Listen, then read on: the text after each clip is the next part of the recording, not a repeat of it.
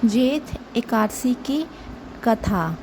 पौराणिक कथा के अनुसार एक बार पांडवों के महाबली भाई भीमसेन को छोड़कर बाकी सभी पांडव और द्रौपदी एकादशी का व्रत रखते थे। भीम अपनी भारी भूख और खाने पीने के शौक के कारण बिना अन्न जल के एक दिन भी नहीं रह पाते थे। इस बात को लेकर भीम हमेशा दुखी रहते थे कि वे एकादशी का पुण्य प्राप्त नहीं कर पाते। एक दिन वे महर्षि वेद व्यास जी के पास गए और अपनी समस्या बताई। ऋषि व्यास ने उनकी समस्या का समाधान करते हुए कहा कि एकादशी के दिन भूखा रहना तुम्हारे लिए संभव नहीं है, इसलिए तुम निर्जला एकादशी का व्रत करो।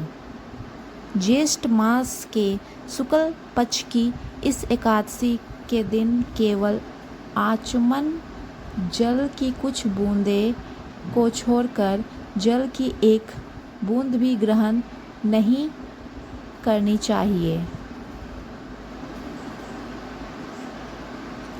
महर्षि व्यास की बात सुनकर भीमसेन ने यह कठिन व्रत पूरे नियम के साथ रखा। व्रत के प्रभाव से भीमसेन को साल भर की एकादशियों का पुण्य मिल गया। यही कारण है कि इस व्रत को भीमसेनी एकादशी भी कहा जाता है।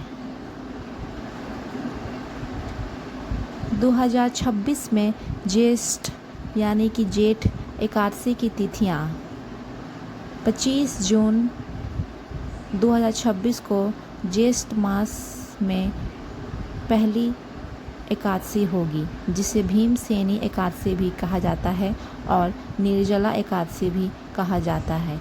उस दिन गुरुवार का दिन पड़ेगा।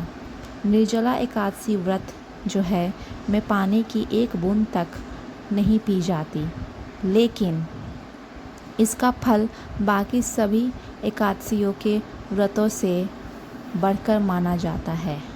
तो ये थी भीमसेनी एकादशी अथवा निर्जला एकादशी करने के पीछे की कथा। ये कहाँ से उत्पत्ति हुई है, इस कथा में सब कुछ है।